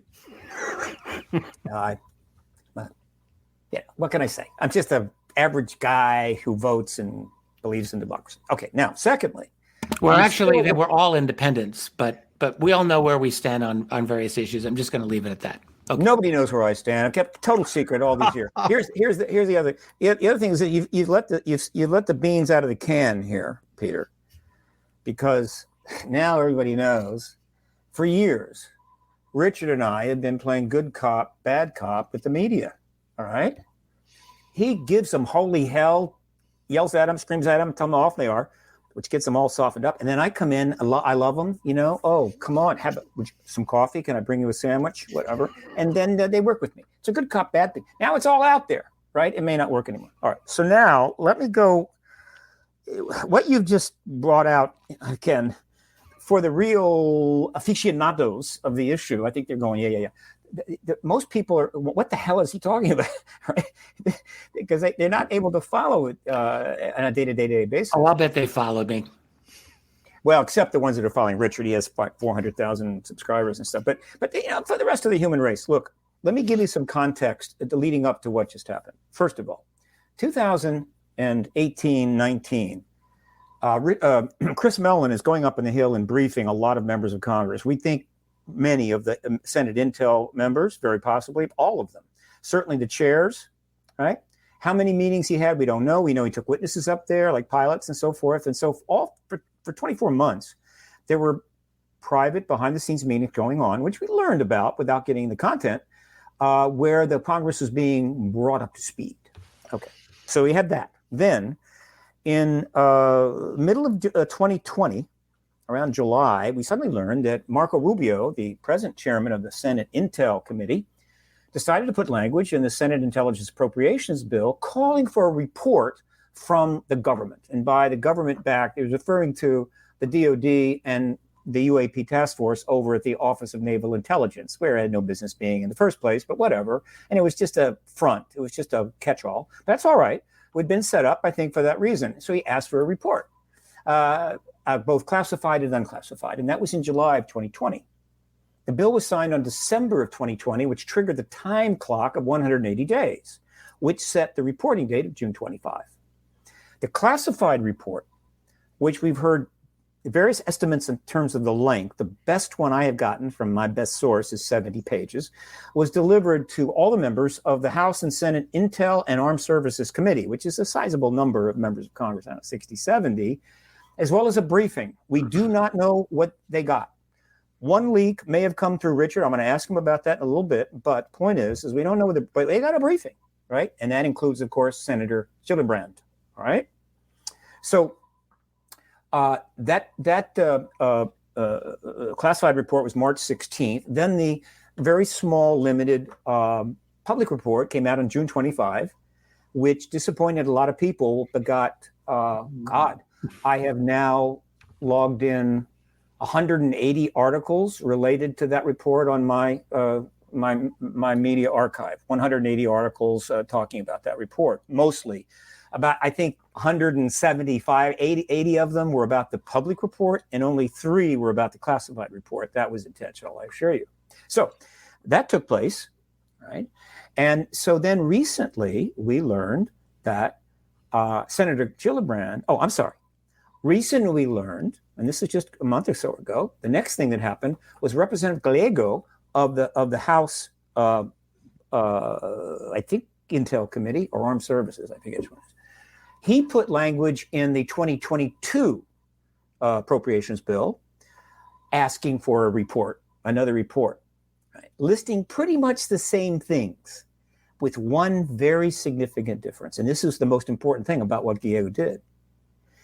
The request in the 2022 bill states that the UAP task force will be moved from the ONI. In other words, it'll be closed down there and moved directly into the Pentagon itself. That is a non-trivial thing. All right.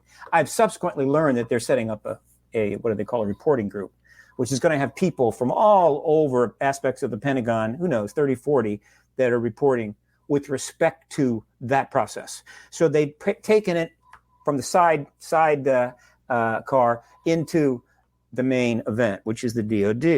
And that was fine. Gallego went on to get quite a good press from that, but then he got even more press because you may not notice, but recently he's getting on the news quite a bit because he's been speaking about the events of January the 6th. He was in the House chamber when it happened, and he's a former vet, and he's spoken extensively about that. So he is getting a lot of media in between the appropriations bill language that he inserted, mirroring what Marco had done the year before, and his other appearances. His profile has been substantially raised. Seems like quite a guy, pretty tough dude. Okay, so that happened. Some weeks go by, and then Gillibrand makes her move. What's that about? Well, remember, there's 2 bills. There's the House bill and the Senate bill. So the language is in the House bill. Who's going to put it in the Senate bill? Well, could have been Rubio again, could have been Warner. Gillibrand stepped in. Now, understand, Rubio is a Republican. God, I can never get his name right.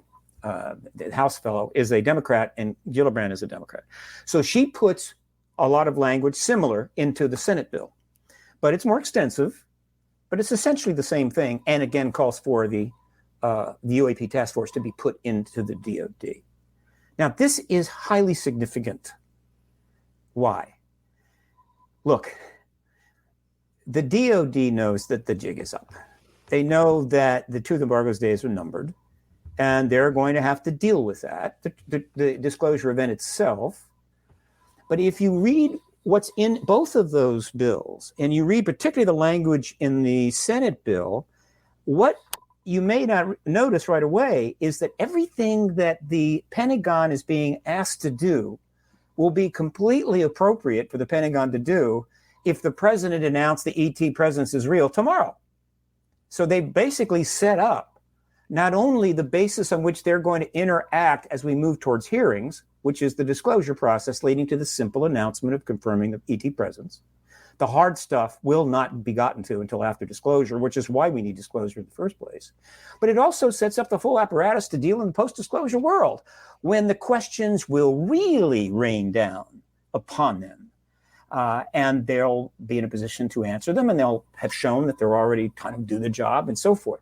So everything, for as far as I'm concerned, is unfolding exactly as I would expect if hearings are in the works, when they can be held appropriately, and everyone is getting aligned with that. And in that November 1 article in the Hill newspaper, which is read by every politico in town, it just goes down through everything. Woolsey and Brenning and Radcliffe and NASA and Bill Nelson. It's just listing them and with hyperlinks going out to everything. It's a one-stop shop to see how some very important people in this town who not that long ago said, UFOs, what are you talking about? It's a bunch of nonsense, are now going, oh yeah, don't understand it, and so forth and so forth. That's the context I'd like your viewers to know.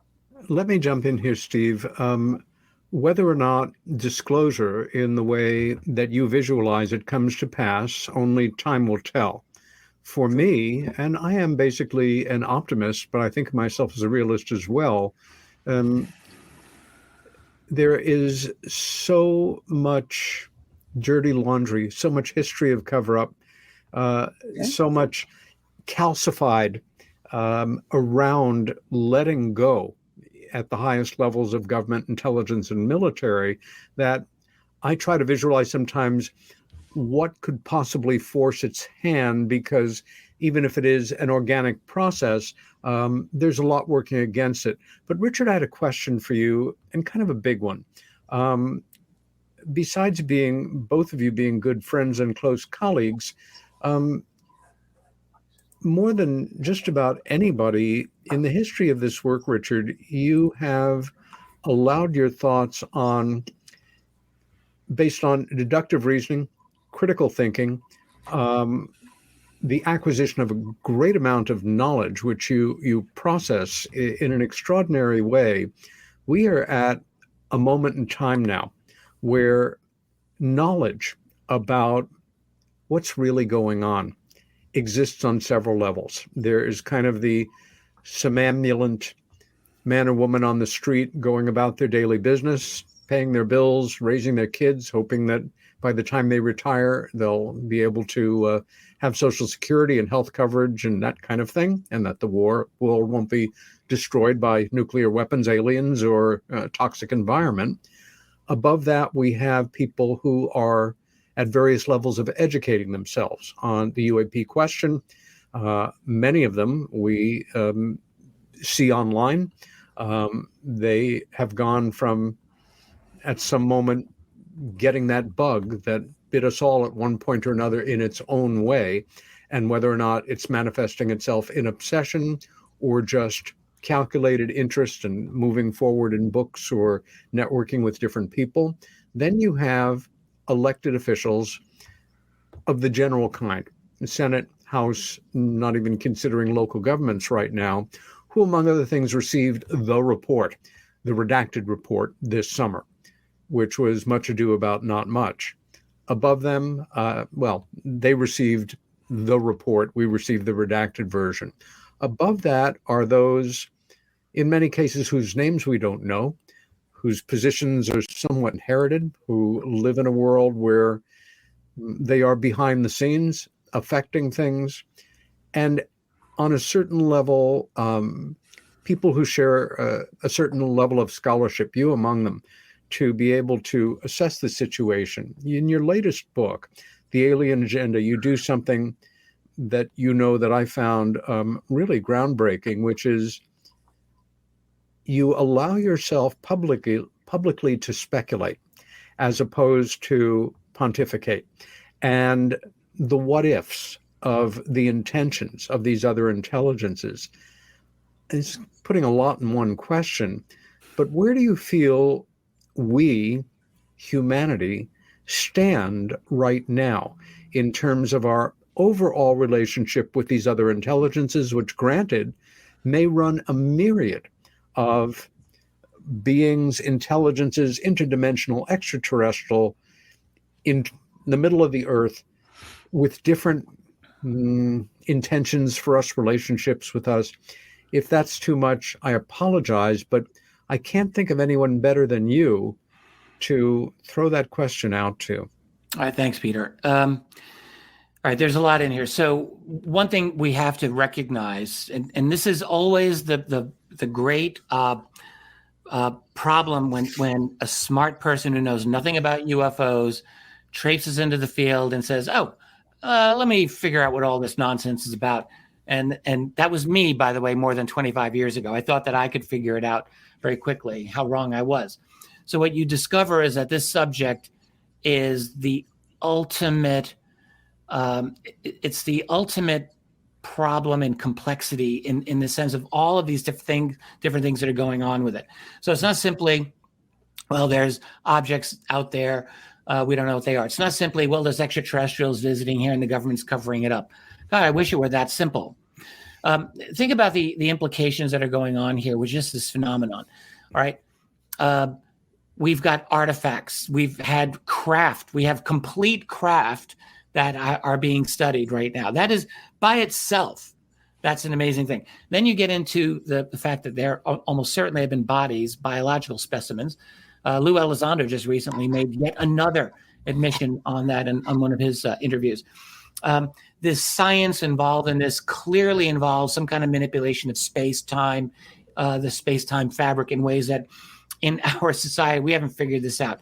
In terms of energy generation, you're looking at the study of these metamaterials that Hal Puthoff and others were talking about that very, very likely are critically involved in maybe even slowing down the speed of light, changing the equations of Alcubierre's warp drive, and allowing genuine some version of this without a lot of energy. Like all these implications are incredible, and it goes even beyond that. And then you've got the deep elements of the cover-up. You've got the fact that this has been taken out of government. I mean, with the most bare bones oversight of a few oversight people in special access programs in the Pentagon and the DOE and in the CIA. I mean, basically, you've got private entities like Lockheed and Raytheon and Boeing and the others just running this essentially on their own. Yeah. You've got a system of legal illegality that is beyond the wildest guesses of even most people in DC who probably study corruption and black budget stuff. This goes way beyond that. And you've got the fact that these beings are not only abducting human beings, all right, because let's just not forget that, all right? There are encounters and then there are abductions. And the abductions happen and they have to do with reproduction. They have to do with the creation of some kind of hybrid species. And increasingly, if you go to the research of at least a number of these research, in fact, not just David Jacobs, I mean, his ideological opposite, Barbara Lamb, she sees the same thing. Human-looking hybrids integrated within our society. They look at them differently. One looks at them as kind of a good thing and one doesn't. But you've got that happening. Think this is just a reality that is so far beyond. Like when I just, went into this, I had my own obsession more than a quarter of a century ago thinking, oh, well, let's see, is this real or is this BS? Well, I had not the slightest idea about how deep this thing went. And then just getting into to what extent does their presence tell us about who we are, what we are? Have we been genetically manipulated by them? Are we telepathic the way they seem to be telepathic? Answer, yes, I think that's probably true. Like it just goes on and on. Okay. And then you get into this really deals more with your question. What's actually the relationship? Who are they?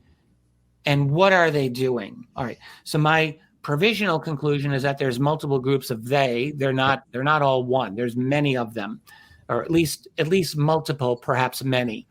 It is certainly very likely that many of them, maybe even most of them, do not wish us ill. I think there's a good reason to believe that.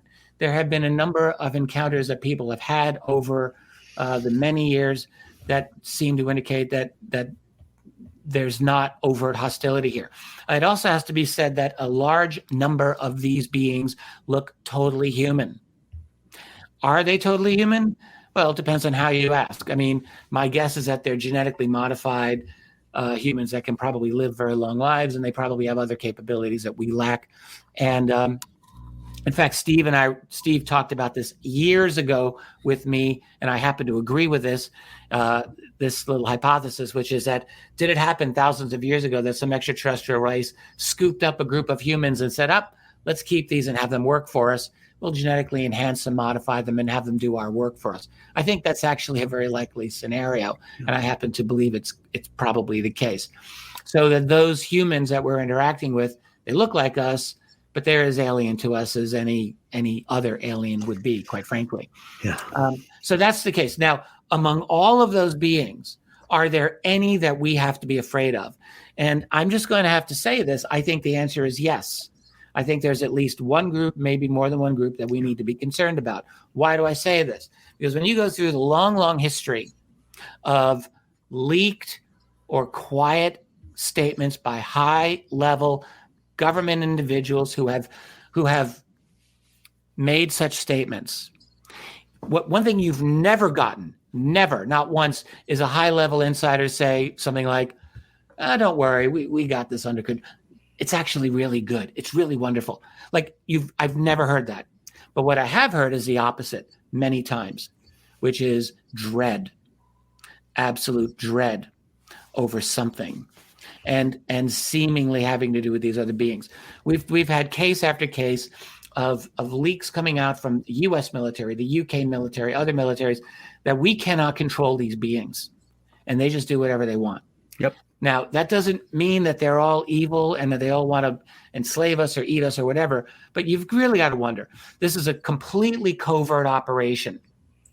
Everyone's covert. They're covert. Our governments are covert. The United States basically clamps down on all of its allies because it's able to, other than Russia and China, which have their own reasons for clamping down, incidentally. Yeah. So there's secrecy all around, but there is secrecy by these beings.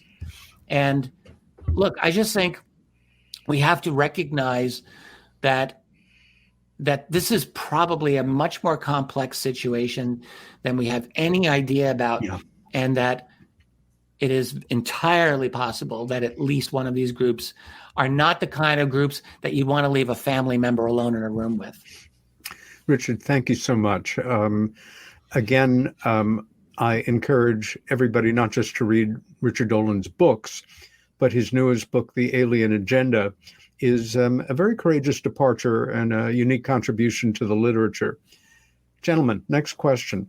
Kind of epitomized by that, are they good or are they bad? Well, in the nuclear aspects we were discussing earlier, we have confirmed situations where they have shut down, and they being one civilization, one aspect, one group. I am deductively assuming that has been involved in this particular activity, although I may be wrong, neutralizing our nuclear weapons. Good. And at the same time, setting off codes in Soviet weapons. Not good. So we can't make a simple deduction based on that. But over the past several years... It may not be good that they can disable the nukes. We make that an assumption, and I just would, argue that is an assumption. It may not be good. Fair enough. Over the past 2 years, say, a particular individual has emerged who has become a lightning rod for supporters and naysayers of moving forward in terms of learning more and getting the government to open up. One side says he comes from the government. he has a military intelligence background. We can't trust him, whatever he says. The other ones say this man is a patriot. He is studied in these situations. He has shown his own courage by resigning from the position he had to go public with what he knows and is increasingly doing it. I'm referring here, of course, to Luis Elizondo. And he kind of epitomizes where a good part of the UFO UAP interested public diverges right now. Steve, I know you haven't spoken in a bit, but Richard, I want to put this question to you first and then turn it over to Steve. Well, I'll be real quick then. I have a very high regard for Luis Elizondo. I do too. I think that he's, I think your characterization of him and putting himself on the line seems accurate to me. I've spoken with him privately a few times, and I've never found him to be, anything other than as honest as he's able to be without getting into trouble, and actually truly thoughtful. And, he's clearly someone who cannot say everything that he knows. Steve, your thoughts? Many major issues of the 20th century had a singular identifying individual regarding that issue. Martin Luther King, Gandhi, so forth. I think Luis Elizondo is going to be that figure for this issue. And by this issue, I mean the disclosure movement. And the prize of the Civil Rights Movement was the Civil Rights Act. The prize of the Indian independence movement was independent India. And the prize of this movement is disclosure. And he's the one that's going to be identified most with that. A couple other quick points. The history is filled with milestones.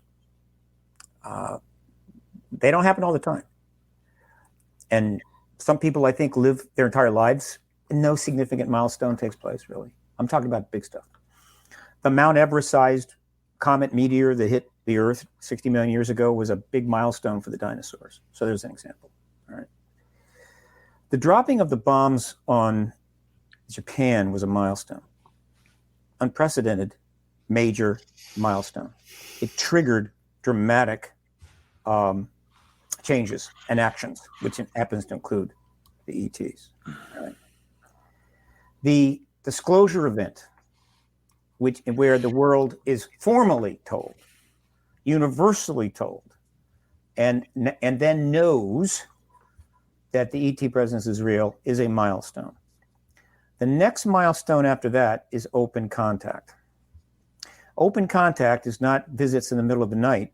Open contact is they're talking to CNN, right? However they want to talk to them. And send them faxes, email, whatever. And we're getting the information. We're literally seeing a dialogue going on between nations and one or more of these extraterrestrial entities. That's a milestone, okay? In background to that, something I've said before, and I feel still comfortable with it, I believe the general tendency is to overestimate how advanced the ETs are and to underestimate how advanced humans are. All right, just want to mention that. And that's a good point. Lastly, here's another way to look at this. We absolutely pose no threat to the extraterrestrials and never have, period. Just, we can't. Any one of those species could take us out anytime they wanted to, and there apparently is quite a few of them up there, all right? First point about that. If there's many, many, many species out there that have interstellar travel and are advanced, only takes one of them to destroy us. What's our only defense? The other 99. What likely protects us from any truly bad extraterrestrials would be an alliance of good extraterrestrials who collectively have more power. This is exactly what happens on the planet Earth, so nothing shocking about that, okay? And then another point. The moment where we actually become a threat to them is when we build a craft that can go star to star using interstellar travel, which we are closing in on in our physics very rapidly. It's a long subject. Richard knows about it, but we're getting there. We're going to have interstellar travel. I'm not talking 40,000 years. I'm talking a couple of weeks, months, whatever the hell, to other star systems which is what they do. At that moment, that first craft is built, we become a threat. Why? Because we still have our nuclear weapons, and we're not heading out in the galaxy without a little security on board, right? So we're going to put some nukes on there just in case we have a little bit of a problem, right? Open carry. And now you got what? Human interstellar craft flying around with nukes? And I think the galaxy is kind of a no nuke area. Now we become an actual threat to them. Do you think they're going to allow that? If you were an extraterrestrial species, or 5 or 6 of them, you're going to allow a species that's dropping nuclear bombs on itself to put those bombs in an interstellar craft and head out the galaxy? No, you're not. You are going to intervene before that moment arrives. And that moment is not that many years down the line. It's already happened. I think they're already intervening. Gentlemen? No, yeah, they are. I'm saying the whole process of their actions since 47 that has been helping the disclosure process along, and the turning off of the nukes and everything else to give us the message is leading towards helping us get that acknowledgement moment, that disclosure moment where we agree. And then once we've had a couple of years to kind of get used to that, I know we're already pretty used to ETs, but not everybody. There's a big planet. Then open contact. Then we have the discussion with them about that discussion we're going to have to hold for our next get-together, gentlemen. As always, our time has flown. We could easily do another 2 hours, forget about it, 20 hours. We'll come back. Yes. Every good wish to both of you, dear friends. Thank you, Richard Dolan and Steve Bassett, for being with me here tonight. Again, you can visit websites and information areas for both of these amazing guys at paradigmresearchgroup.org, disclosure.org, and richarddolanmembers.com, and the Richard Dolan Show on YouTube. My guest next week is going to be a good friend and a colleague that many of you are not aware of, but will be. Ralph Hull is one of the most respected and most experienced UFO researchers and investigators in Ireland. He lived for a time in the Rendlesham Forest, where he had an aviation repair workshop. He is former British Army, and he is also an experiencer. We will be going live to Ireland next week to spend 2 hours with Ralph Hull. If you've enjoyed this show, please tell your friends about it. Stay well, stand up for what you believe in, and be kind to each other. Until next week.